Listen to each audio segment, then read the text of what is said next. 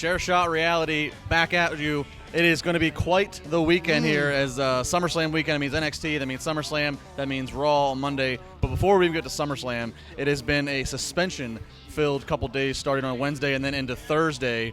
Alberto Del Rio a few hours later, then Paige. That was on Wednesday, announced for 30-day suspensions. On Thursday, Eva Marie. As of this filming, that's all that we know. Maybe more happens after you see this. Sure. Josh, I'll get your first reaction. I tell you, you look at Alberto Del Rio, obviously main eventing 2 SmackDowns, but no match at SummerSlam. You've not really seen Paige as she's kind of rehabbing and getting back to full strength of being on the main roster.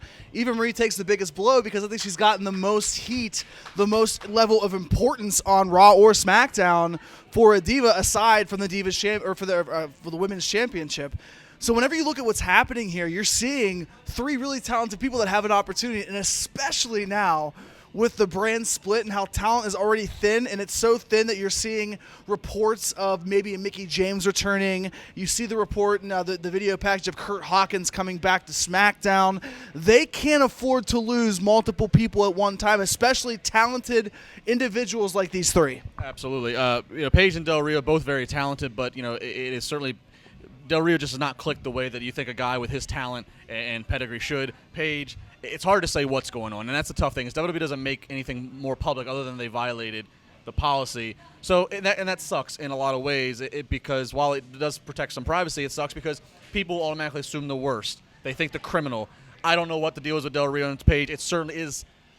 It's certainly suspicious the fact they've been in a relationship that's been somewhat controversial in terms of what WWE thinks about it, and they get suspended on the same day. And it could easily be the same thing potentially. Right. A protein supplement or something that popped. They're both using it. They're both trying to get stronger and better. Del Rio's in the best shape of his life at 39 years old. Yeah. That's not something that's ordinary for most people. So you say that they're in a relationship. I think that people say, well, Del Rio and then Paige, oh my goodness, they're both suspended. They're like, okay, if they're not going to suspend Paige for no reason just because her boyfriend got suspended. It's all I hope is I actually do think Del Rio, as talented as he is, he might be better fit outside of WWE. He has so much. It hasn't clicked with. WWE stripped away everything that was good about him. They took away their personal ring announcer. They took away the car entrance. They gave a very awkward babyface turn in his first stint. So.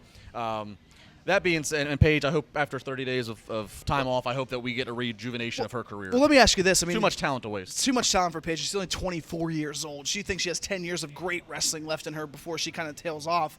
You see Eva Marie and her storyline, and you wrote about it in the Tribune Review about, it's ironic. It's kind of good that the storyline is going this way.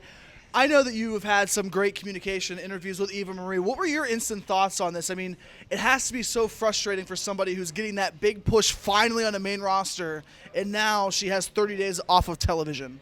Eva Marie is a great heel. She gets people to dislike her, and that she's just a good heel in that regard. The person that plays her is Natalie. If you talk to the friends and family, the people around Natalie, she's not the type of person. She's done all this work. She went from being a model to where she was thrown into WWE on the purpose of being almost embarrassed on Total Divas, to be the person who's not the wrestler, to garner the heel heat that she does. She has since put the time in and put the work in to try to actually learn the trade, the craft. So that being said, she's put all that work in. She's not the type of person that's then going to go take a shortcut knowing that she's putting it all at risk and putting all the people, Brian Kendrick, everybody that's helped her, at risk.